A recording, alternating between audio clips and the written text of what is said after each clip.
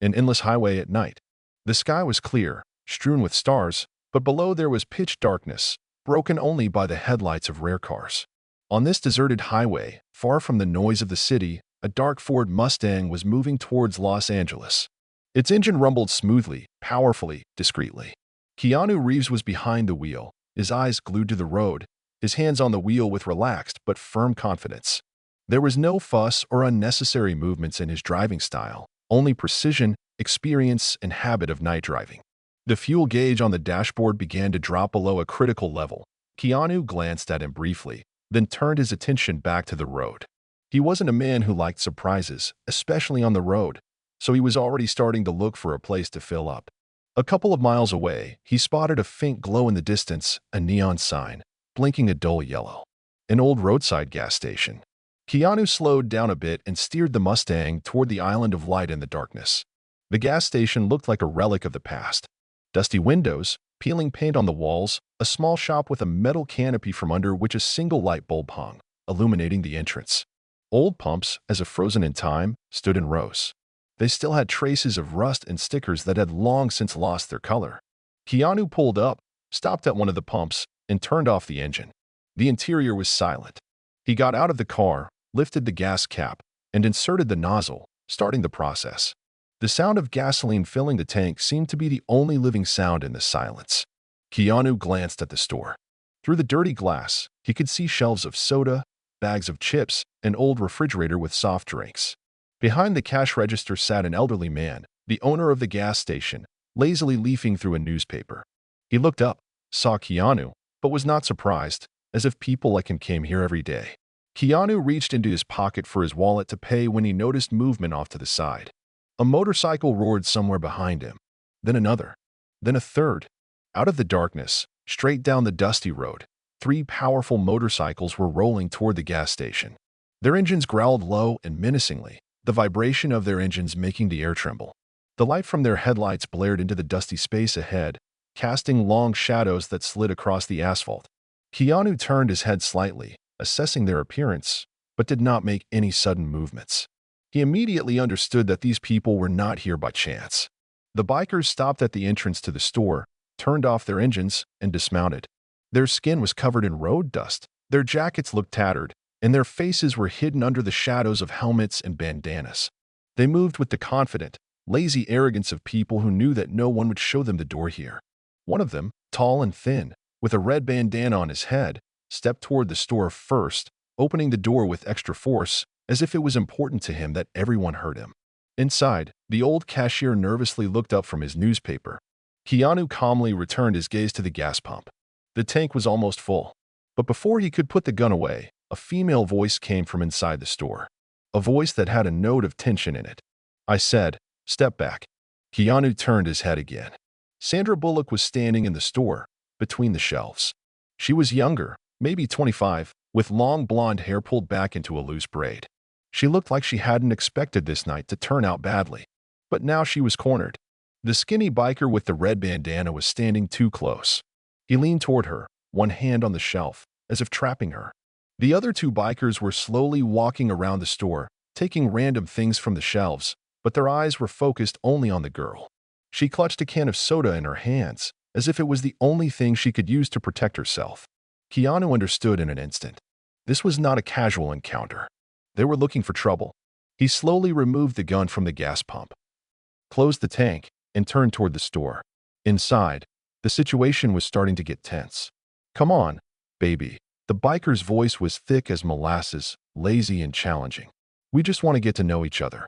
Sandra Bullock didn't move. Her shoulders tensed, her breathing quickened. The shop assistant didn't interfere. He knew this wasn't his war. Keanu took the first step toward the store. The biker with the red bandana noticed movement through the glass window. He turned his head slightly and met Keanu's gaze. For a second, he was confused. He didn't recognize him right away. But Keanu saw one thing in his gaze. He realized that he had just found a problem, much bigger than he expected. Keanu stepped inside. The old door of the shop let out a long, creaking sound, as if warning everyone of his arrival. In the dim light of the lamps, his silhouette looked like a dark shadow, clearly standing out against the deserted road behind him. The bikers immediately noticed Keanu. The skinny one with the red bandana looked at him first. He was the leader. That was immediately obvious. His posture was relaxed, but there was interest in his eyes. As a man who was used to intimidation, he immediately felt that in front of him was not one of those who looked away and pretended that nothing was happening. Sandra was still standing by the shelf. She tensed even more when she saw Keanu, but there was something like hope in her eyes. She realized that this man could change the course of events. Wow, the biker with the bandana said, not taking his eyes off Keanu. Have we attracted attention yet? His voice was husky, with a slight southern accent. The other bikers looked around at the newcomer to the night scene. Keanu didn't answer right away. He walked slowly between the shelves, to the checkout, like a regular customer, as if nothing had happened. His movements were unhurried, relaxed, but every step was measured. I just came in to buy some water, he finally said in an even voice, without making any noise, but with a hint of firmness in his tone. The salesman swallowed. Sandra still stood where she was. Water, huh? The biker chuckled, exchanging glances with his men. Good choice. And we're here, you see, having fun. He took a step closer to the girl, deliberately closing the distance. Keanu stopped. Now he was looking straight at the biker, taking in every detail, his posture, his breathing, the position of his hands. Experience told Keanu that this guy liked to be feared, and he liked it even more when he wasn't crossed. I don't think she wants any fun, Keanu said calmly, but his voice was a little deeper, a little harder. The biker grinned, but there was a hint of tension in his smile. He felt something that was hard to explain, but easy to feel. Who the hell are you, huh? He asked, folding his arms across his chest, trying to maintain his superiority. Keanu didn't answer. He just continued to look straight into the biker's eyes. There was an oppressive pause in the store. Even the second biker, who was picking at the shelf with chips, froze, noticing the change in the atmosphere. Guys, I think it's time for us to go, the third biker, the largest, suddenly said. He clearly sensed something was wrong and didn't want to push things. But the leader wasn't one to give up so easily. Hey man, he said to the clerk, trying to regain control of the situation. Come on, give us a discount on this bourbon. The salesman looked uncertainly at Keanu, then at the biker, then back at Keanu. Reeves didn't look away. At some point, the leader realized that he had already lost here. Keanu's silence weighed more heavily than any words. The red-banded biker tried to look nonchalant, but the tension in his jaw betrayed his irritation. Okay, he raised his hands, pretending to be amused by the situation. Why make a mountain out of a molehill? We're leaving. He looked at Keanu again, but he didn't even blink. The rest of the bikers silently moved towards the exit. Before leaving, the red-banded man abruptly grabbed a pack of gum from the counter and threw a couple of coins at the cash register. See you later? Old man, he said to the seller. Then the door slammed loudly and their bikes roared into the night again. The shop was quiet again. Sandra exhaled slowly, as if she had just emerged from underwater after holding her breath for a long time. The salesman rose carefully from his chair, wiped the sweat from his forehead. Keanu didn't say a word. He simply walked over to the refrigerator, opened it, and took out a bottle of water. That was cool, Sandra Bullock finally muttered, still not quite believing what had just happened. Keanu simply nodded, walked up to the cash register, and placed a few bills on the counter. For gasoline, he said briefly. Then he turned, walked out of the store, and started the Mustang's engine. As he pulled back onto the deserted highway, he saw them in his rearview mirror. The bikers hadn't gone far. They were standing by their bikes, watching him. At that moment, Keanu knew. This night wasn't over yet. Keanu drove the Mustang down the dark highway, keeping his eyes on the road ahead. The engine hummed with a low, soothing growl, but the tension in the air did not dissipate.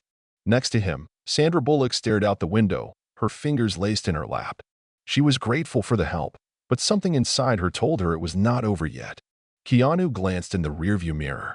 Two motorcycles followed them at a distance, their headlights cutting through the darkness, and the bikers' silhouettes looking like ghostly shadows against the deserted road. They're watching us, aren't they? Sandra asked quietly, not taking her eyes off the window. Yes, Keanu answered calmly. He didn't look surprised. More like he was thinking. The bikers didn't get too close, but they didn't disappear from view either. They just kept the Mustang's speed, as if they were biding their time. Keanu gripped the steering wheel slightly. He didn't want to fight, but he wasn't going to run away either. Keanu turned on his turn signal and turned onto a side road that led into the hills. The road was narrower and darker, with tall trees on either side casting dark shadows. There was no street lighting, just stars and moonlight to barely illuminate the way. The bikers followed them. Keanu slowed down a bit, testing their reactions. The bikers slowed down too, moving exactly behind him. There was no doubt now. This was no accident. Keanu sighed. They weren't just playing catch-up. They were waiting for the right moment to attack. "Fasten your seatbelt," he said to the girl. She nodded and quickly buckled her seatbelt. Keanu shifted into gear and accelerated hard. The Mustang shot ahead, and a moment later the roar of the bikes grew louder. They stepped on the gas, clearly not letting up. The road was becoming more twisty. Keanu was in control, taking each turn with precision, but the bikes were faster and more maneuverable. They were gaining on him quickly. Suddenly, one of the bikers, a large man in a leather jacket with skulls on it, shot forward and came level with the Mustang on the left side. He pulled something out of his pocket. It was a chain. A long, heavy chain, which he spun above his head. Keanu saw it out of the corner of his eye and reacted like lightning. He jerked the steering wheel sharply to the right, creating the illusion that he was going to leave the road, but at the last moment he pulled it back, causing the biker to lose his balance. The biker staggered, but held on.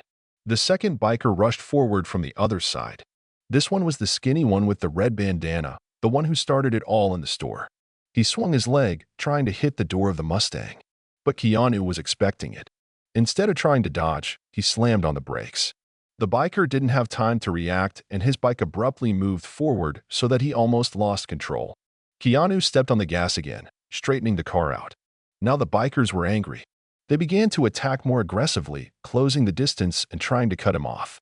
Suddenly, the big biker made a new maneuver. He threw the chain forward, aiming for the windshield.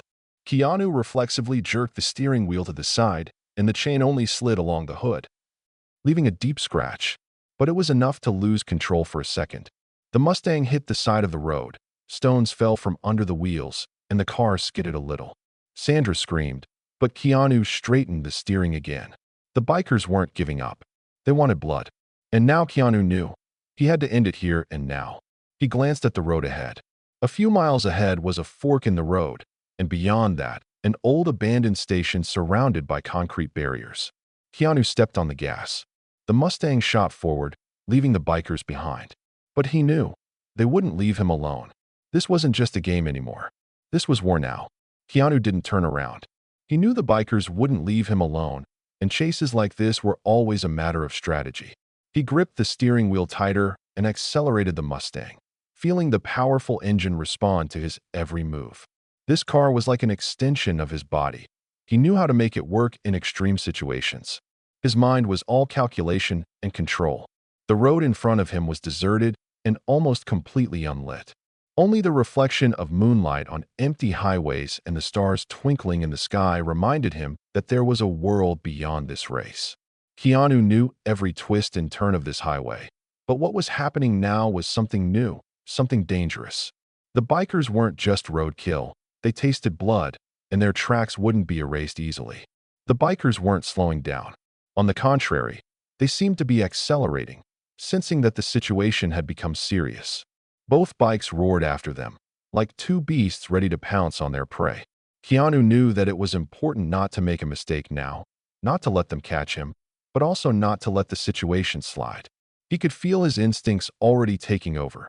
This was not the first encounter he had faced, nor the first time he had to act instantly. Keanu glanced in the mirror again, and now the distance between them and the bikers was critically small. The bikers were trying to catch up, not giving them the slightest chance to maneuver. He knew that if the bikers got a few more meters closer, they would start attacking again. He couldn't let them do that. At that moment, he quickly changed gears and, without slowing down, jerked to the right, sharply turning the Mustang in the direction of a narrow road hidden from the main road. This was his move, and he knew that the bikers would not be able to follow him just like that. The narrow road, moreover, crossed with deep cracks and unevenness, would be a trap for them. The motorcycles immediately followed him, without even thinking about their choice. The bikers could not stop, even if they wanted to. The narrow road was starting to become even more unpredictable. Sharp turns, Holes and protruding rocks on the road were the obstacles that Keanu knew and which in his eyes became part of the game. He could always predict how his car would behave in the most extreme conditions. His driving experience and cold-bloodedness were at their peak now. However, the bikers, having lost their maneuverability, were still trying to catch up with the Mustang, despite the difficulty of the road. Keanu saw how one of them, younger and more aggressive, was approaching his rear bumper, trying to knock him off the road at speed. This biker was clearly ready to do anything to force a fight. Braking sharply, Keanu let the biker get a few meters closer, and then, lightning fast, he jerked forward, causing the bike to lose its balance. The biker found himself in a slight skid. His wheels slid to the side for a second, and he almost fell. Damn, the biker cursed, running away but still chasing the Mustang. It was at that moment that Keanu felt the situation was reaching a critical point. This was not just a regular chase. This was a real fight on the road, where there was no room for mistakes. He made several sharp maneuvers, forcing the bikers to fall behind again, creating space for himself. He abruptly turned onto a new road that followed the bend in the river, making another dash to put some distance between them. The bikers lost sight of him for a moment, and that was enough. Keanu switched on his high beams, pushing his bike to the limit. But then he heard the roar of their engines again. The bikers hadn't stopped. Keanu was sure they would catch him at the next turn. He gripped the steering wheel tightly, silently steering the Mustang toward a fork in the road where there had been an old concrete block, an abandoned gas station. The bikers, as Keanu expected, were following him again. "This is our chance," Sandra Bullock whispered, looking out at the deserted area around her. The bikes were getting closer and closer, and Keanu knew what he had to do to finish this. The time for the maneuver was approaching. A sharp turn. A deep silence enveloped the Mustang for a moment as Keanu slowed before he cut another sharp turn. The road that led them to the abandoned station was not perfectly smooth. The cobblestones vibrated under the wheels, and every uneven spot echoed in the heart of the machine. But in Keanu's mind there was only one thing. The bikers, with each turn, were getting closer. Terribly close. He knew they would not give up. Keanu increased the speed again. The two motorcycles were following the Mustang closely. The bikers were close the whole time, and their threat became more real with every meter. Keanu knew that he had to move decisively, not giving them a chance.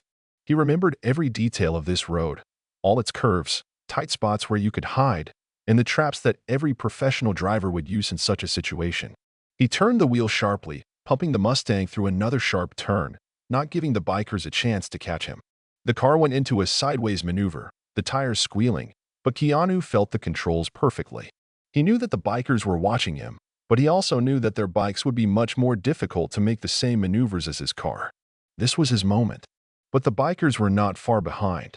The big man in the leather jacket, the one who had been the first to throw the chain on his car, was still doggedly following. Keanu saw him in the mirror, feeling him making his last attempts to break ahead and attack. The motorcycle began to break away a couple of meters from its mate, accelerating and trying to close the Mustang's movement. Preparing for the next step, Keanu noticed the biker in the red bandana preparing something in his hands. It was a medium metal rod, which he was going to use as a weapon, it seemed. Keanu decided that this was the limit, after which he could not allow them to continue. He abruptly changed gears and accelerated so hard that it couldn't help but shake the car. The Mustang shot forward, instantly increasing its speed. A tiny but very important gap appeared, which could be decisive. At this moment, when the bikers seemed to have almost caught up with him, Keanu abruptly changed the trajectory, driving the car to the left, as if he was going to leave the road. The bikers, as expected, immediately rushed after him. At that moment, Keanu picked up speed, turning to the right. He knew that there would be concrete barriers in front of him, and if the motorcyclist did not have time to react, then, unlike a car, his bike would not be able to maneuver as quickly. And here it was, the very moment when everything was decided. Keanu turned the steering wheel in a flash, sharply slowing down, driving across the road lane and suddenly jumping out onto the side platform of the station, where several old stone structures stood. He braked sharply, almost crashing into one of the concrete blocks, causing the bikers, who were not expecting such a maneuver, to lose control. The large biker, who was in front, cut the corner, trying to turn onto the same platform, but his wheels could not withstand the speed. He lost control and crashed with a dull thud into a concrete block that was standing next to him. The red bandana's bike, unbalanced due to the sharp braking, also became less of a threat.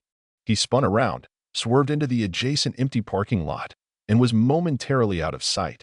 Keanu pulled the Mustang to a stop, gripping the steering wheel tightly, and took a deep breath. He knew the moment had come, and now it was time to end this. He glanced at the girl, who had her hands clasped on the seat, knowing that the situation had entered its final stages. Keanu glanced in the mirror again, reassured that the bikers would finally be unable to catch him. He no longer felt threatened.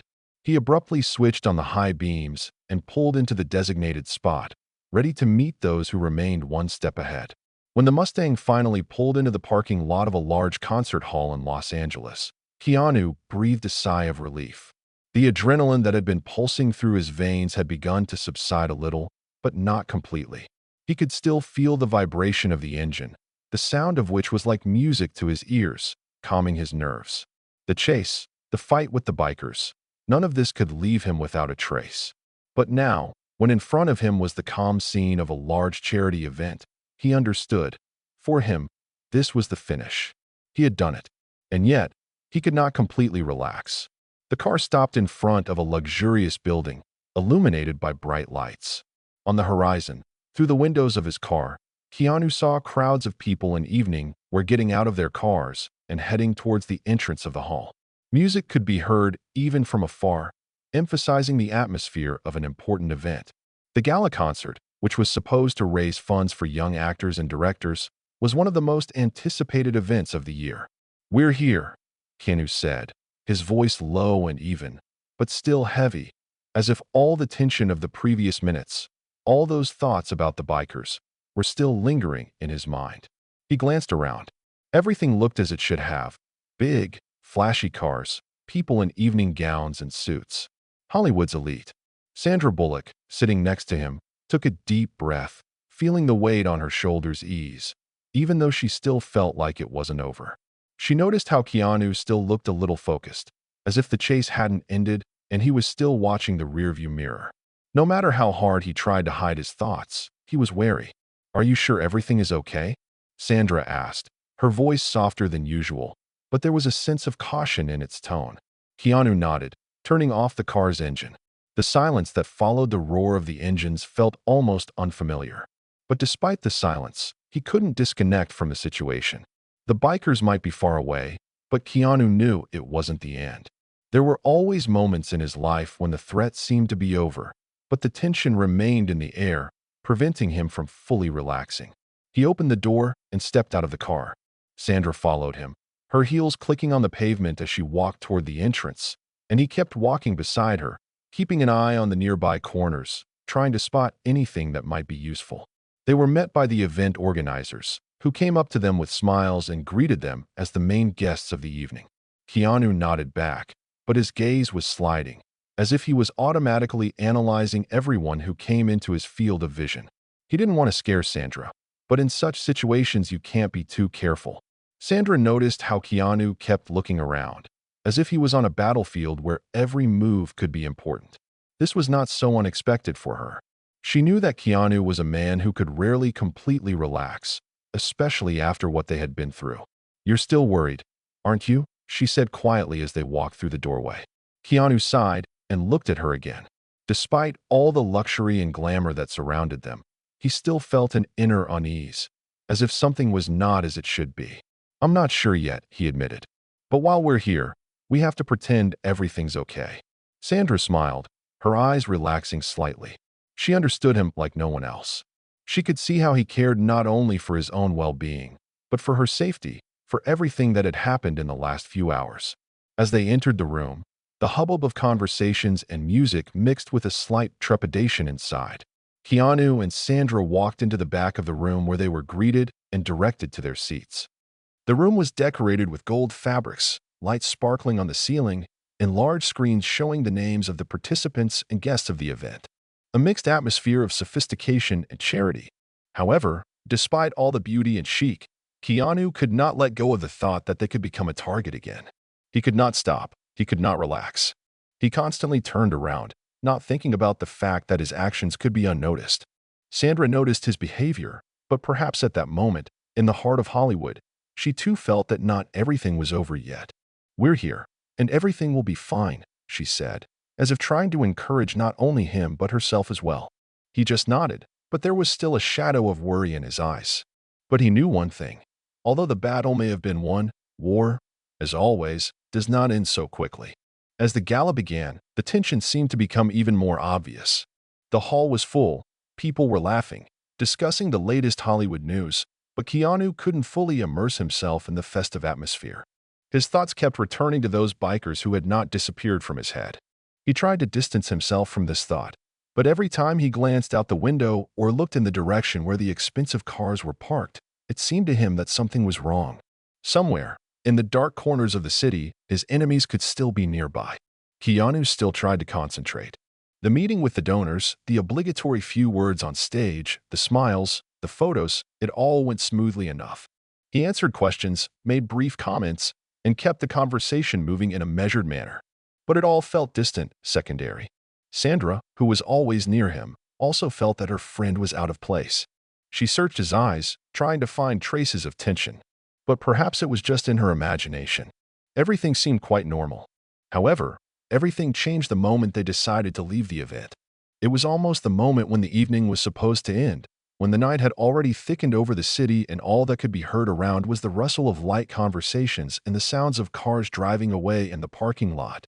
They approached the Mustang. Keanu suddenly felt something tugging at his chest. He froze for a second, as if something in the world around him had suddenly changed. It wasn't just a weird gut feeling. He knew something was wrong without even touching the car. You know how it is, when you have an intuitive feeling that something is wrong, even though there are no concrete signs. He walked around the car, looking it over carefully, and suddenly noticed a deep scratch on the side panel.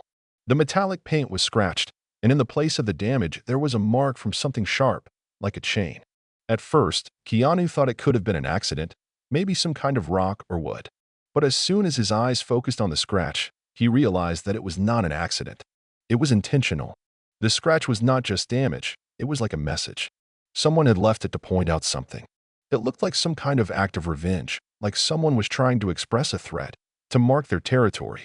Keanu felt his whole body tense up and his breathing slowed. All this time he thought the bikers had simply retreated, but now that he was standing next to the car, it became clear to him that they were still there. This was probably not the end. And he felt like he had been warned. He and Sandra were not safe. Sandra, standing next to him, noticed his gaze deepening into the scratch. She came closer, her fingers sliding over his shoulder, as if trying to bring him back to reality. "Keanu, what happened?"